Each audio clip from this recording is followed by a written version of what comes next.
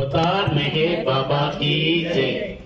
अवतार मेहर बाबा की जय। మన ప్రీతం తండ్రి మెహర్ బాబా వారి కృపా విశేషం చేత ఈరోజు ఈ వీధి పేరేంటో మన నాకు తెలియదు. తుమ్మా వీధి. తుమ్మా వీధి తెలియదు.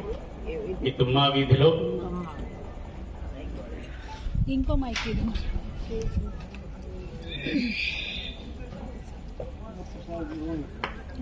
ఈ తుమ్మా వీధిలో మనకి పక్కనే కక్కరి వీధి మెహర్ నగర్ అవతార్ మెహర్ బాబా శ్రీకాకుళం కేంద్రం ఒకటి ఉన్నది. ఆ కేంద్రానికి అధ్యక్షులైనటువంటి సోదరులు పివి రంగప్రసాదరావు గారు, మా వదినమ్మ ప్రభావతి గారు ఈ గృహం ఇదే. ఆ గృహంలో వారి ఆధ్వర్యంలో ఈ వీధిలో భగవద్భక్తులకి బాబా వారి పరివారానికి ప్రేమపూర్వకంగా ఆహ్వానం పలుకుతూ ప్రీతం తండ్రి మెహర్ బాబా వారి 131వ జన్మదినోత్సవ వేడుకల్ని వైభవంగా జరుపుకుంటూ ఉన్నాం. మనము సోదరుడు సాయి చెప్పినట్లుగా ఇంతవరకు సంకీర్తన మనం విన్నాం. ఆ సంకీర్తనలో ప్రభు యొక్క దివ్యమైనటువంటి విభూతులు, ఆయన యొక్క సత్యప్రేమ సందేశాల తాలూకా వివరాలు, ఆయన అవతార విశిష్టత, ఎక్కడి నుంచి ఎక్కడికి ఆయన దిగి రావాల్సినటువంటి అగత్యం ఉన్నది. ఆ వచ్చినవాడు మానవ రూపధారి ఇక్కడికి వచ్చి మానవాళికి ఆయన ఏమిటి ప్రసాదించాడు అనేటువంటి విషయాల్ని మనం ఈ బర్త్డే సెలబ్రేషన్స్ లో మనం ముచ్చటించుకుంటూ ఉన్నాం. మరి ఆయన అనంత శాశ్వత సత్యస్వరూపుడు. ఆయనని మనం కీర్తించడం, ఆయన తాలూకా దివ్యమైనటువంటి చరితాన్ని చెప్పుకోవడం అంటే ఈ అర్ధ గంటలోనో లేక ఒక రోజులోనో లేకపోతే ఒక వారంలోనో లేకపోతే ఒక నెలలోనో చెప్పుకోగలిగేటువంటి అవకాశం అయితే మనకి లేదు. చెప్పుకోవాలంటే ఒక రకంగా ఇంతకుముందు ఒక మిత్రుడు కూడా ఒకసారి అన్నాడు ఇలాగా, ఈ ఆకాశం అంతా ఒక కాగితం అయితే ఈ చుట్టుపక్కల ఉండేటువంటి కలపంతా కూడా ఒక కలమైతే సముద్రంలో ఉన్న నీరంతా ఒక సిరా అయితే రచించినా గాని ఆయన దివ్యమైనటువంటి చరితానికి అంతం లేదు. అనంతుడు ఆయన. మరి ఆయన ఒక చరితాన్ని మనం ఒక 10 నిమిషాల్లోనూ ఒక అర్ధ గంటలోనూ చెప్పుకోవాలనేటువంటి సాహసమే అవుతుంది తప్ప దానివల్ల ప్రయోజనం తక్కువ అవుతుంది. కానీ మరి ఎంత మంది ఇలా కూర్చుని ఆయన యొక్క దివ్యమంగళ స్వరూపాన్ని చూస్తూ ఎందుకు ఎక్కడి నుంచో వచ్చి ఎక్కడెక్కడి నుంచో వచ్చి ఇలా కూర్చోవడం, 1 గంట 2 గంటలు కూర్చోవడానికి కదా కారణం ఆయనే. ఆ కారణం అనేది ఆయనే. ఎందుకంటే ఈ యాంత్రికమైనటువంటి జీవన సరళిలో పక్కనున్నవాడు ఎవడు, ఎదుటున్నవాడు ఎవడు, వెనకున్నవాడు ఎవడు, ఎవరికి సంబంధం అంటూ లేదు. ఆ సంబంధం లేని జంజాటంలో అలా సాగుతూ ఉంది జీవితం. మరి దానికి ఉండేటువంటి పరమార్థం ఏమిటి? ఒక్కొక్కరికి కొంత లాంగ్విటీ ఉన్నది. ఒక 60 ఏళ్ళు, 70 ఏళ్ళు, 80 ఏళ్ళు, 90 ఏళ్ళు, 100 ఏళ్ళు అంతకన్నా మించి మానవ జీవితానికి పరిమాణం, కాల ప్రమాణం అంతే. మరి పరిణామ క్రమంలో ఈ కాల ప్రమాణానికి అనుసరించి దేనికోసం మనం ప్రయాణం చేస్తూ ఉన్నాం? మనం చేసినటువంటి ప్రయాణానికి సార్థకత అంటూ ఏమైనా ఉన్నదా? ఆ సార్థకత అంటూ ఏమిటి ఉన్నదో తెలుసుకోవడానికే మన ఈ తాలూకా యాతనంతా. అందులో ఒక భాగమే ఇలా సహవాసం పెట్టుకోవటం, భగవంతుడి యొక్క భజనలు ఏర్పాటు చేసుకోవటం, అందరికీ వేరు వేరు వివిధ రకాలైనటువంటి పనులు ఉన్నప్పటికీ కూడా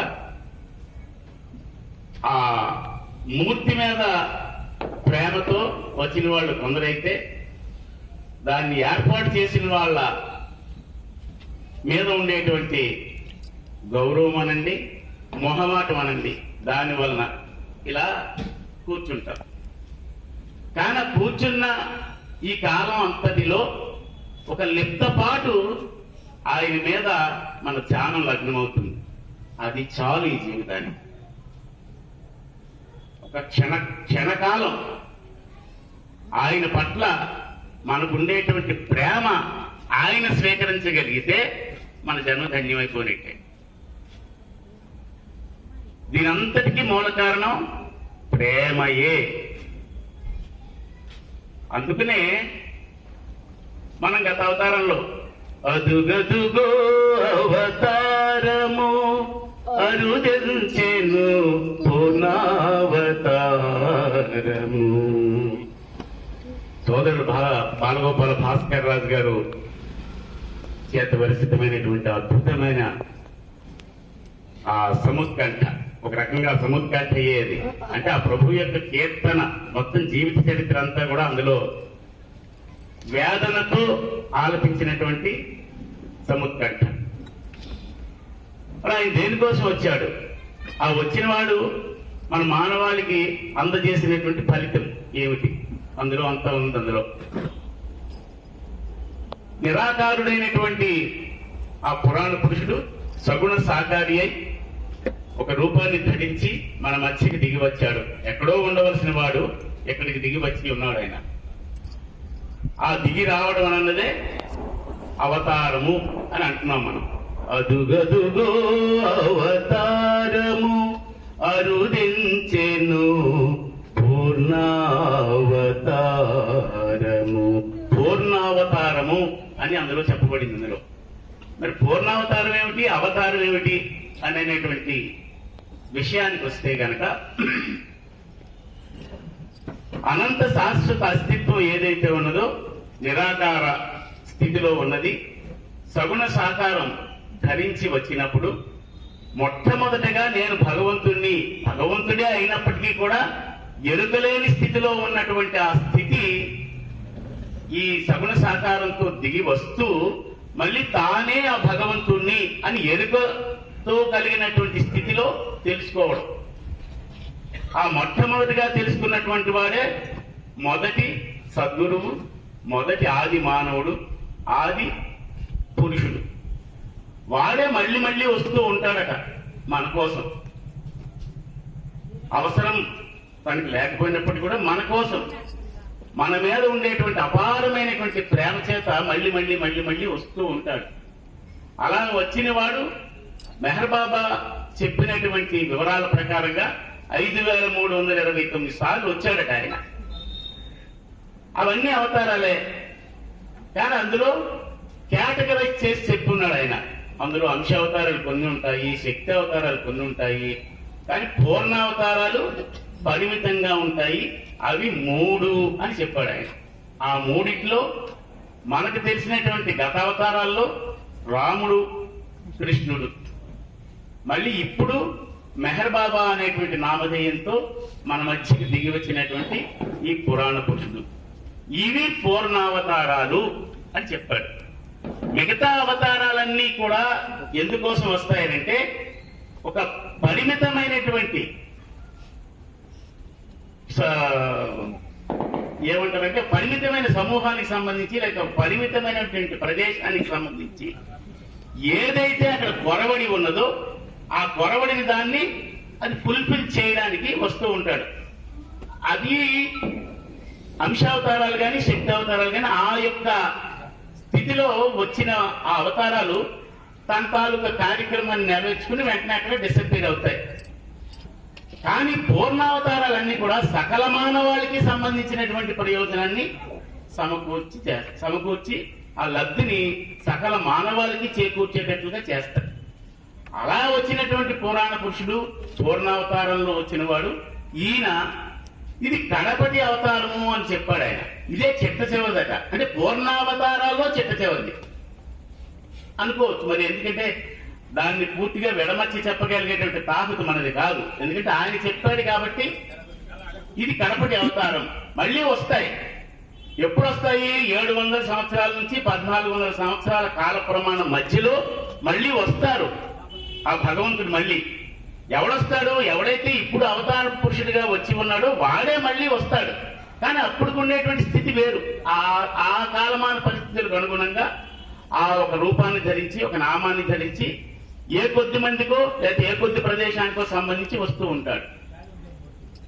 అది మనకి అదృష్టం ఏమిటంటే ఈ పూర్ణావతారం దిగి వచ్చినటువంటి ఈ కాలంలో మనం కూడా జన్మ తీసుకోవడం మనకి మరి సాధారణమైన అదృష్టం అని మనకు అనుకోవడానికి లేదు. తెలిసినా తెలియకపోయినా అద్భుతమైనటువంటి అదృష్టం మనది. అందులో కేటగారికల్ గా మనం చెప్పుకోలేదు.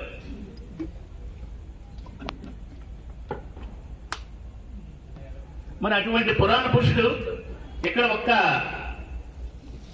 ఈ బస్ట్ సైజే ఫోటోగ్రఫీ మనకి ఇక్కడ చూపి, ఇది ఫోటోగ్రఫీ కాదు, పొరపాటు.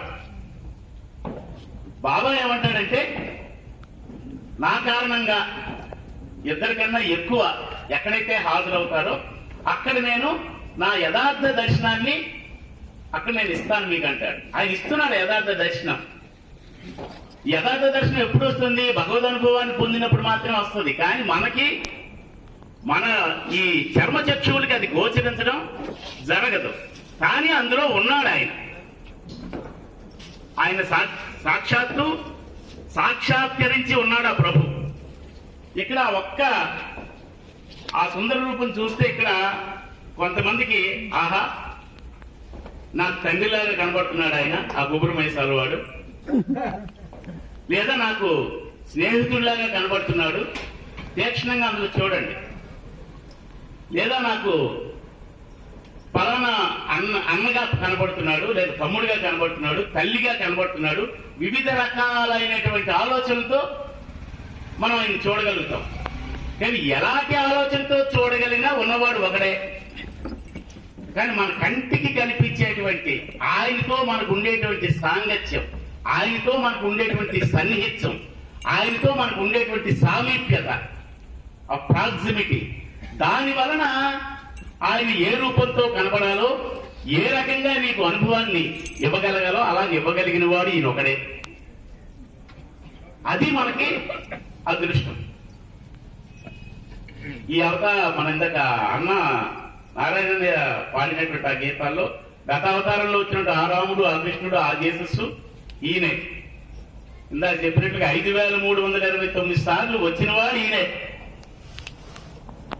మరి అటువంటి వాడు ఇప్పుడు ఎందుకు రావాల్సి వచ్చింది? ఏదో కారణం చేత కదా భగవంతుడు ఎందుకు వస్తాడు?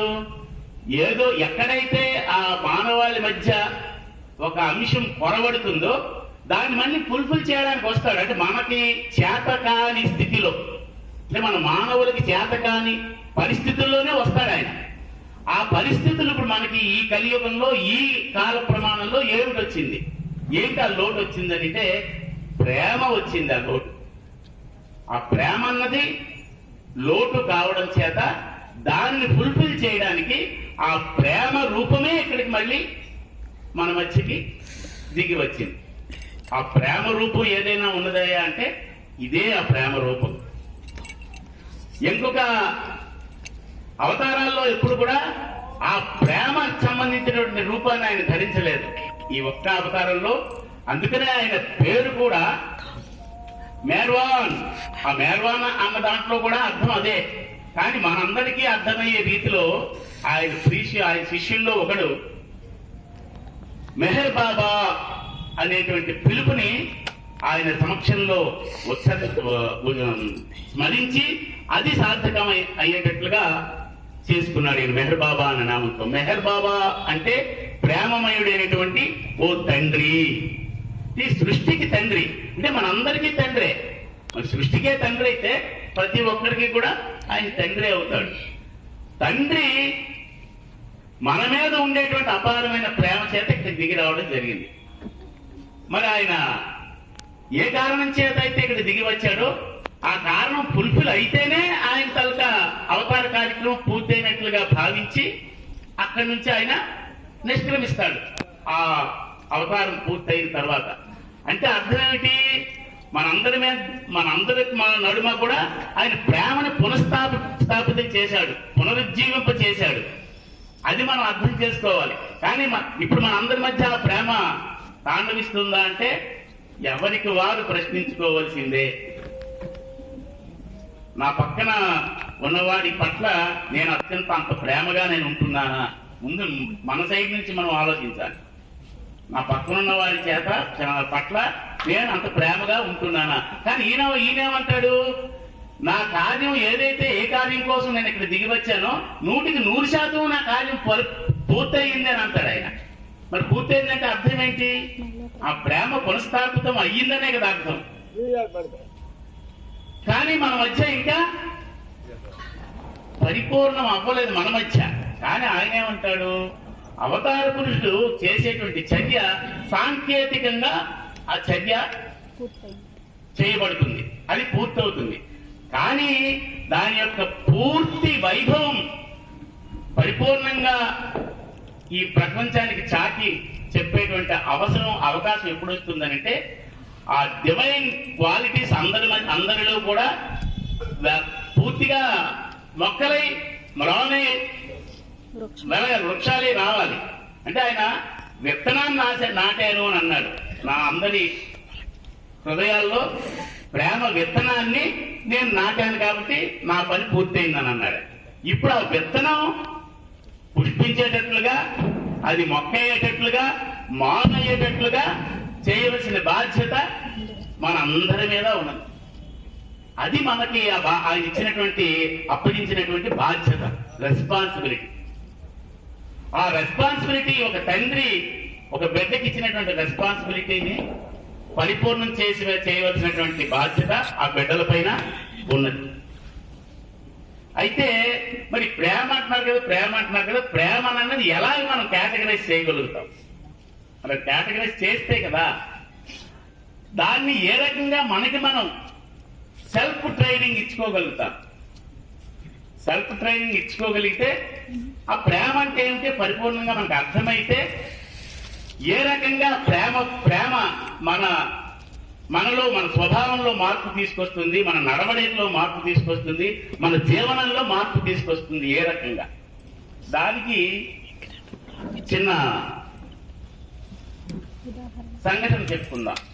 అంటే సంఘటన ఎందుకంటే ఆయన చెప్పినటువంటి సందేశం మనం వరవడిలాగా చెప్తే దాంట్లో కొద్దిగా మనకు అర్థం అయితే అవ్వచ్చు, కాకపోయినా కాకపోవచ్చు.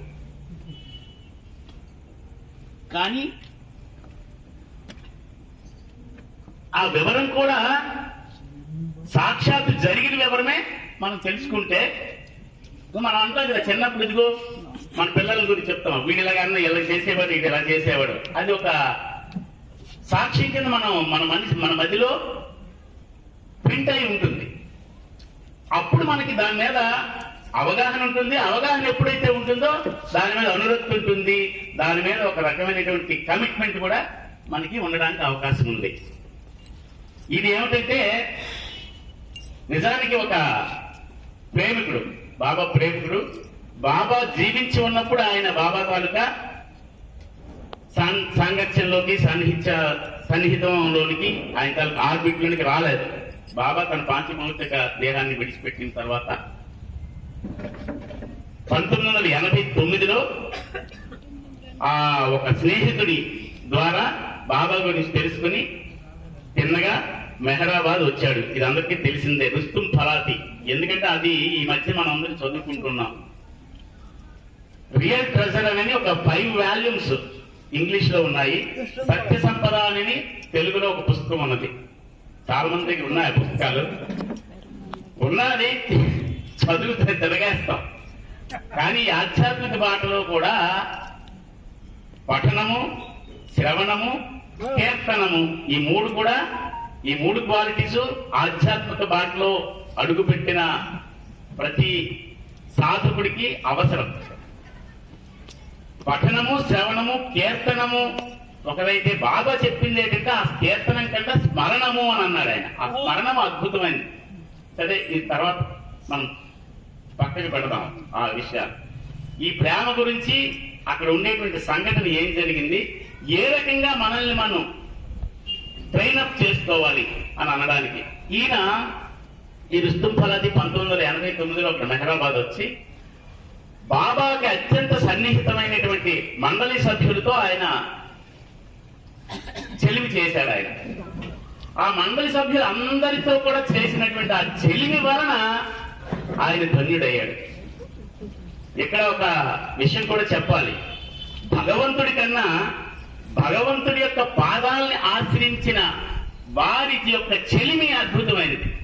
భగవంతుడి పాదాలని ఎవరైతే ఆశ్రయిస్తారో ఆ ఆశ్రయించిన వాళ్ళ యొక్క చెలిమి వలన స్నేహం చేస్తే ఆ క్వాలిటీస్ మనకు వస్తాయి. 6 మాసాలు అయితే వాడు వీడవుతాడనే ఒక ప్రొవర్బ్ ఉంది కదా.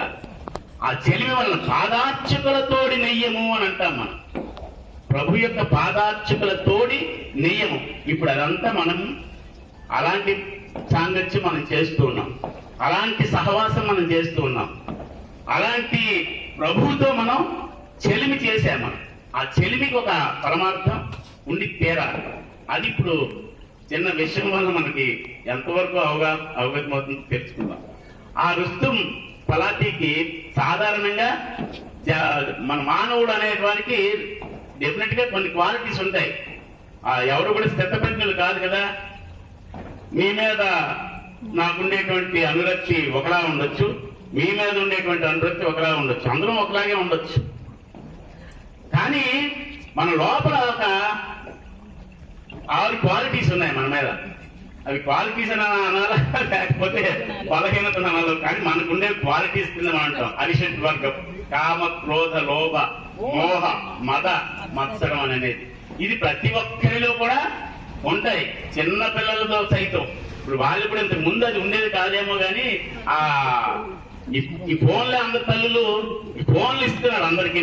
అది ఎంతటి తప్పు అందరికి తెలిసినప్పటికీ కూడా మనం పక్కన మన తాలూకా పక్కనే మన పనులు చేసుకోవడానికి వీలుగా వారికి ఒక ఫోన్ ఇచ్చేస్తున్నాం.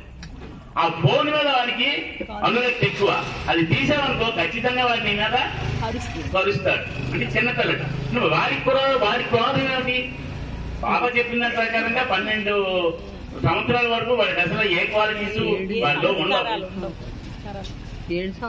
7 years దాకా.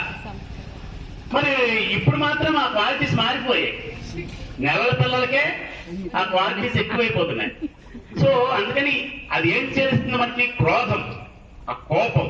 ఈ కోపం అనేది ప్రతి ఒక్కరి దేంట్లో కూడా ప్రథమ క్వాలిటీ అవుతుంది. ఈ రుస్తుం ఫలాతీకి కూడా అంత కోపం ఉంది ఆయనకి. సరే, అక్కడ మెహరాబాద్ లోనే తన కార్యక్రమం తను అక్కడ ఉండేటువంటి చెలిమని తను నేర్చుకున్నటువంటి విషయాలన్నీ చేస్తూ కార్యక్రమాలు చేసుకుంటున్నాడు. కానీ మధ్యలో ఒక వీళ్ళు ఉంటారు కొంతమంది, కావాలని ఆ ఎదుటివాడిని ఇబ్బంది పెట్టేవాడు, కావాలనే ఇబ్బంది పెడతాడు. ఈయన చేసినటువంటి పని ఆటంకపరచడం, ఈయన్ని తృణీకరించడం, ఈయన్ని తోలనాడడం, ఈయనకి హేళన చేయడం జరుగుతూ ఉంది కొన్నాళ్ళు. ఈయన కొంతకాలం సహనం వహించాడు. సహనం వహించిన తర్వాత కూడా అదే ఆ ఎదుటివాడు ఎవడైతే చేస్తున్నాడో అది కంటిన్యూ చేస్తుంటే మరి కోపం వచ్చింది. కోపం వచ్చిన వెంటనే మొట్టమొదటి ఏమొస్తుంది? ఎక్కువ కోపం ఉన్నాడు అది నిజంగా ఆ పాత సంస్కారాలు, మృగ సంస్కారాలు, జంతు సంస్కారాలు ఎందుకుంటే లాగిపెట్టి కొట్టడమో కరవడమో అవుతుంది. కానీ ఇంకా కొంత ఈయనకి అంత సంస్కారాలు లేవేమో. ముందుగా చెప్పాడు ఆయన, చెప్పి ఇది కరెక్ట్ కాదు, నువ్వు నీ తాలూకు ఇది మార్చుకోవాలి. అప్పుడు కూడా అది వినలేదు. మరి వినకపోతే ఏం చేస్తాడు? క్రియా రూపంలో చూపించాడు. ఇది యూరిచ్కి చూశాడు. యూరిచ్ గారు చూసి వెంటనే అక్కడికి ఆయన ఇది చేస్తుంది తప్పు అని చెప్తే ఎలా ఉంటుందని చెప్పి అక్కడికి అది ఆపి ఈయన తీసుకొచ్చి నువ్వేం చేస్తున్నావు, ఏంటి జరిగింది అని అంటే ఆయన చెప్పాడు. ఇలా జరిగింది, మరి నాకు కోపం తెప్పించే పని ఆయన చేశాడు కాబట్టి కోపాన్ని నేను కొద్దిగా కంట్రోల్ చేసుకుని కొంత చెప్పినా వినలేదు, అందుకు చేసుకోవాల్సి వచ్చింది అంటే వెంటనే నువ్వు చేస్తుంది తప్పు అని నీకు అనిపించలేదా అని అన్నాడు. తప్పు అని అనిపించలేదని అన్నాడు తిరిగి. అంటే తాను చేసిన దాన్ని తనను తాను సమర్థించుకున్నాడు. అక్కడ సమర్థించుకుంటే అప్పుడు వెంటనే ఏరిచ్ అది కాదు, నువ్వు ఎక్కడున్నావు, ప్రభు తాలూకు సమక్షంలో ఉన్నావు, కానీ ప్రతి ఒక్కరి దీంట్లో కూడా ఆ కోపాన్ని నువ్వు తగ్గించుకోవాలంటే నీలో ఉండేటువంటి సహనాన్ని పెంచుకుని ఎదుటివాడి మీద ప్రేమ పంచుకునేటట్లుగా నువ్వు చెయ్యాలి. అది ఎలా జరుగుతుంది? ఆ ఉన్నవాడు ఈయనకి చాలా ఇబ్బంది కలిగించేటువంటి దీంట్లో ఉండేటప్పుడు ఎలాగా ఆయన మీద ప్రేమ కల్పిస్తాడు? యూనిచ్ ఏమంటాడంటే, సరే నువ్వు దాన్ని అవగాహన చేసుకుని నీలో నీవు అంటే సెల్ఫ్ రియలైజేషన్ లేదంటే సెల్ఫ్ డిసిప్లిన్ నేర్చుకోవడానికి ప్రయత్నం చేసిన తర్వాత నీకు అది జరుగుతుందా లేదా అని అన్నది నీకే అర్థమవుతుంది. అంటే సరే, ఇది ఒక వర్డ్ అక్కడ యూరిచ్ వాడాడంట. అక్కడ ఏమిటంటే ఈ క్రోధము అనేది సాధారణమైనటువంటి లక్షణం కాదది. దాన్ని నువ్వు నీకు ఓనప్ చేసుకుని గట్ట చేస్తే గనక భగవంతుడికి చాలా దూరంగా నువ్వు వెళ్ళిపోవలసినటువంటి అగత్యం ఏర్పడుతుంది, చూసుకో అని చెప్పాడు. అది ఒకటి. ఆ ఒక్క విషయాన్ని ఈయన కొద్దిగా మైండ్ లో కొద్దిగా అంటే రియలైజేషన్ అంటే సెల్ఫ్ చెక్ చేయడానికి అవకాశం ఇచ్చింది అది. సరే, మరి ఏం చెయ్యాలి అంటే ఎవరి మీదైతే నీ కోపం ఉందో వాడిని నువ్వు ప్రేమించడం మొదలుపెట్టి అంటే ఎలాగా అసలు నాకు వాడిని చూస్తుంటేనే నాకు కోపం ఎక్కువ వచ్చేస్తుంది, నేను ప్రేమించడం మొదలుపెట్టడం ఎలా మొదలు పెడతాను అంటే నువ్వు ఆ ఎదుటిగా ఉన్నవాడిలో భగవంతుడు ఉన్నాడనేటువంటి భావన పెంచుకో. ఆ ఎదుటిగా ఉన్నవాడిని లోపల ఉండేటువంటి భగవంతుడు ఉన్నాడనేటువంటి భావన పెంచుకుని అప్పుడు నువ్వు ట్రై చెయ్యి అనంటే సరే. ఈయనకి ఇంకా వేర్వేరు ఎంతో ఇవి కూడా ఉన్నాయి అక్కడ. ఆయన కుటుంబం పట్ల కూడా కుటుంబం కూడా ఈయనని తృణీకరించింది. ఎందుకో ఇక్కడ మెహరాబాద్ లో వచ్చి ఈయనేమో ఈ పని అంతా చేస్తున్నాడు, ఆ కుటుంబాన్ని పక్కకు పెట్టాడు ఆయన. ఆ కుటుంబంలో ఉన్న వాళ్ళందరూ కూడా ఈయన్ని ప్రేమించడం దూషిస్తున్నారు. పక్క ఉండేటువంటి కొంతమంది సొసైటీలో ఉన్న కొన్ని ఫ్రెండ్స్ కూడా ఈయన్ని దూషిస్తూ ఉన్నారు. అయితే మీరు ఎలా చేయాలి అంటే అప్పుడు ఆయన ఏమనుకున్నాడు, ఇది ఒక ఎక్స్పెరిమెంట్ లాగా చేయాలి, చేస్తే నాకు అర్థమవుతుంది. మరి ఎక్స్పెరిమెంట్ ఎవరి మీద నేను ఎక్స్పెరిమెంట్ మొదలు పెడతాను, ఒక జంతువు మీద మొదలు పెడతాను అని అనుకున్నాడు ఆయన.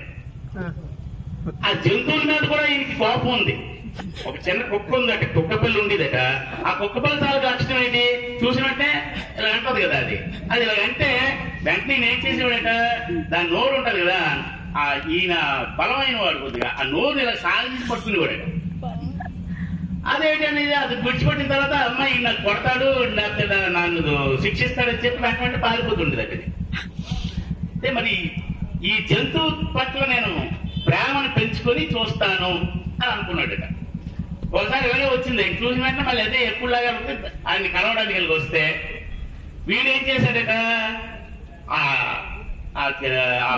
నోరు చేర్చేదానికన్నా తన చేతిని దానికి నోటికి అందించాడు. దాంతో లక్షణం ఏంటి, కలవడం. కానీ చేతిని నోటికి అందించిన వెంటనే దాంట్లో ఒక మార్పు వచ్చింది. అదే అని కలిసింది, కానీ పెద్ద కాటుకు బదులు ఇలాగా శుతిమెత్తగా ఇలాగా టచ్ చేసిందట. టచ్ చేయడం కాకుండా వాడిని చూస్తే వాడి కళ్ళలో ఆ ప్రేమ కనిపించి ఆ చేతిని నాకిందట.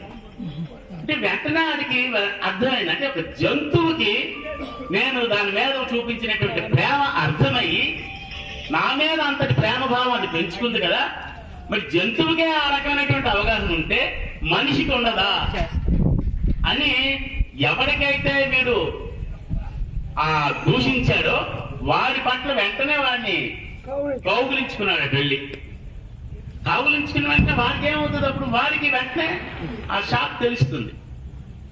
అప్పుడు వాళ్ళ మీద అంటే వాడికి వీడికి ఉండేటువంటి ఆ ప్రేమలో ఉండేటువంటి పవర్ తెలిసింది. అదే దీంట్లో కుటుంబ సభ్యుల దగ్గరికి వెళ్ళాడు. ఏ కుటుంబ సభ్యులైతే వాడిని దూషించారో తృణీకరించారో ఆ కుటుంబ సభ్యులందరినీ ఆలింగనం చేసుకున్నాడట. వాడు చేసుకుని వాళ్ళందరికీ క్షమాపణ చెప్పాడట. క్షమాపణ చెప్పడమే కాకుండా వాడి పట్ల అంటే వాళ్ళు వీడి పట్ల ఏ రకమైనటువంటి తృణీకర భావాన్ని ప్రదర్శించారో అవన్నీ పక్కకి తొలగజేసేటట్లుగా చేసుకున్నాడట. వెంటనే వాళ్ళందరూ కూడా వీడి తాలూకా ప్రేమకి ముగ్ధులై వీళ్ళందరూ కూడా వాడిని ప్రేమించడం. ఇదే దీంట్లో వాడు చెప్పిన మిగతా దీంట్లో అంటే ఒక జంతువుకి మనం చెప్పినటువంటి ప్రేమని అది అర్థం చేసుకుంటే మన తాలూకా ప్రపంచం అది అర్థం చేసుకోదా, అది ఆ తాలూకా ప్రేమకు ఉండేటువంటి పవర్ ని అది అంటే పెద్దగా ఇంకా వివరాలు ఉన్నాయి, కానీ టైం ఒకటి మనకి అయిపోయింది కాబట్టి అంటే దాంట్లో మెయిన్ అర్థం ఏంటంటే ఎదుటివాడి పట్ల ఆ ప్రేమ భావం అనేది ఏ రకంగా మనం అవగాహన చేసుకోవాలంటే ప్రతి ఒక్కరిలో ఉండేటువంటి వాడు భగవంతుడు. శత్రువులోనైనా మిత్రుల్లోనైనా ఉండేది భగవంతుడు ఒకడే. మనం వాడిని మనం తృణీకరిస్తే భగవంతుడిని తృణీకరించినట్టే, వాడిని తోలనాడితే భగవంతుడిని తోలనాడినట్టే, వాడిని దూషిస్తే భగవంతుడిని దూషించినట్టే. మన భగవంతుడినే మనం దూషిస్తే ఆయన దగ్గర మనం సాంగత్యం ఎప్పుడు మనం చేసుకుంటాం, ఆయన తాలూకా సన్నిహిత్యం మనం ఎప్పుడు పెంచుకుంటాము. సో ఇలాంటివన్నీ కూడా ఇవి ఎక్కడ దొరికినాయి, ఇవన్నీ కూడా ఆయన యొక్క పాద సేవకుల మధ్యలో ఉండేటువంటి సహవాసం, సాన్నిహిత్యం. ప్రభు యొక్క పాద సేవకులు ఎవరైతే ఉన్నారో వారితో కనుక తెలివి చేస్తే ఖచ్చితంగా అందరం ప్రభు యొక్క ఏదైతే ప్రభు మనల్ని కోరుకున్నాడో ఆ కోరికకి మనం అర్హులం అవుతాము.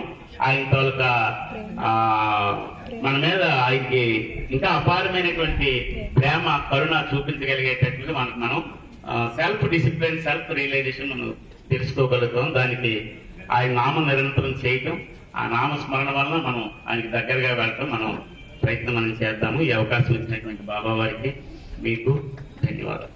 జై